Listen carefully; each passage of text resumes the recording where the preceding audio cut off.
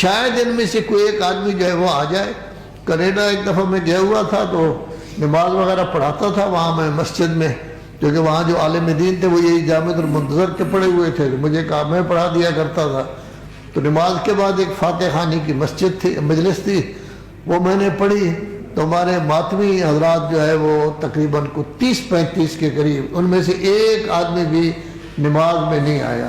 وہ باہر انتظار کرتے رہے دوسرے کمرے میں، جب نماز ختم ہوئی تو وہ آئے، انہوں نے باقاعدہ ماتم وغیرہ کیا۔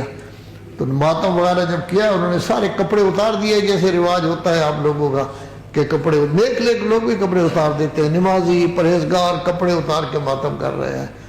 تو ایسی صورت میں، اور یہ پتہ ہے کہ عام طور پر یہ ماتمی لوگ مانتے نہیں ہیں بات، لیکن میں نے جب وہ ختم ہوا سلسلہ ماتم کا، نماز مغرب ہوئی، نماز مغرب کے بعد جیسے درس یہاں ہوتا ہے آپ کا مولوی صاحب دیتے ہیں، میں نے بھی درس کیا۔ تو اس درس میں نے کہا، پوچھا ان لوگوں سے، وہ بیٹھے ہوئے تھے ماتمی حضرات بھی، میں نے کہا یہ ماتم مجلس عبادت ہے یا نہیں؟ سب نے کہا جی عبادت ہے۔ میں نے کہا عبادت تب بنتی ہے حقیقتاً جب انسان باوضو ہو کر عبادت کرے اور دل میں قصد کرے کہ میں یہ عبادت کے عنوان سے مان رہا ہوں، اس لیے میں مجلس میں نہیں آیا چونکہ یہ شاہ صاحب کی مجلس ہے، نہ آیا تو کل ناراض ہو جائیں گے، یہ نہیں، بلکہ امام کی مجلس سمجھ کر اللہ کے حکم پر میں آیا ہوں تو عبادت ہوتی ہے۔ پھر میں نے ان سے پوچھا کہ دنیا میں کوئی تقریباً 100 کے قریب مذہب ہیں، غلط صحیح جتنے بھی ہیں، کوئی ایک مذہب ہے جس کی کوئی عبادت کپڑے اتار کر ہو؟ یہودیوں کی کوئی عبادت ہو، نصرانیوں کی کوئی عبادت ہو، ہندوؤں کی کوئی ہو، بدھوں کی کوئی ہو، سکھوں کی کوئی عبادت ہو، کوئی ایسی عبادت کہ جس میں حکم ہو کہ کپڑے اتار کر جو ہے عبادت کیے جائے؟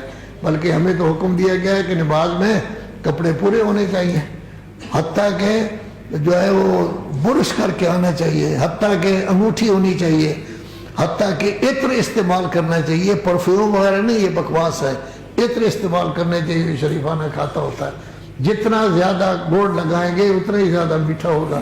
اور رسالت مآب صلی اللہ علیہ وآلہ وسلم کہ وہ جب گھر سے باہر نکلتے تھے تو مکمل لباس ان کا ہوتا تھا، پوری طرح لباس پہن کر جو ہے وہ آتے تھے، وہ یہ کرتے تھے، جتنا لباس کم ہوگا اتنا ثواب کم ہوگا۔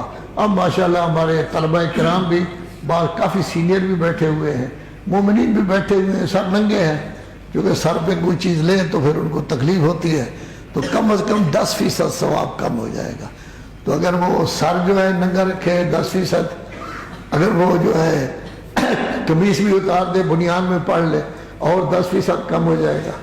اگر بنیان بھی اتار دے تو اور کم ہو جائے گا۔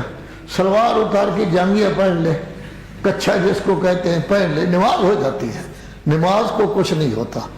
چنانچہ ہم نجف اشرف میں دیکھتے تھے ان لوگوں نے غسل کرنا ہوتا تھا، نماز میں اگر کافی کم وقت ہو گیا ہے تو اس وقت انہوں نے کچھا پہنا ہوا ہوتا تھا، جانگیہ، نماز پڑھ لیتے، نماز ہو جاتی ہے۔ لیکن نماز کا کباڑہ ہو جاتا ہے، 100% ثواب کی بجائے وہ 5%، 10% تک آ جاتی ہے۔ تو ہمارے طالب علم بھی بیٹھے ہوئے ہیں، سر ننگے ہیں، پتہ نہیں کیا خوشی ہوتی ہے ان کو۔ مومنین بھی کافی بیٹھے ہوئے ہیں جن کے سر جو ہے وہ ننگے ہیں۔ میں تو ہمیشہ کہتا رہتا ہوں، لیکن اصل انہوں نے بات ماننی ہے قبلہ صاحب کی۔ یہ نماز پڑھاتے ہیں نا، اگر یہ ان کو سمجھائیں کہ سر ننگے نہیں ہونے دیے تو جلدی عمل کرے۔ میں تو آپ کی نماز نہیں پڑھاتا، تو آپ کہتے ہیں ٹھیک ہے، ایک بوڑھا آدمی ہے، کہہ جاتا ہے، ان کا ٹائم گزر چکا ہے، ان جوانوں کا ٹائم ہے، ان کو چاہیے کہ تبلیغ کریں، تاکہ سر ننگا جو ہے وہ نہیں ہونا چاہیے، سر ننگا بھی نہیں ہونے چاہیے۔ اور جو نمازیں پڑھتے ہیں اسی طرح جس میں اتصال نہیں، تو اتنے لوگ دیکھ رہے ہیں، کوئی بھی ان کو نہیں سمجھاتا کہ نماز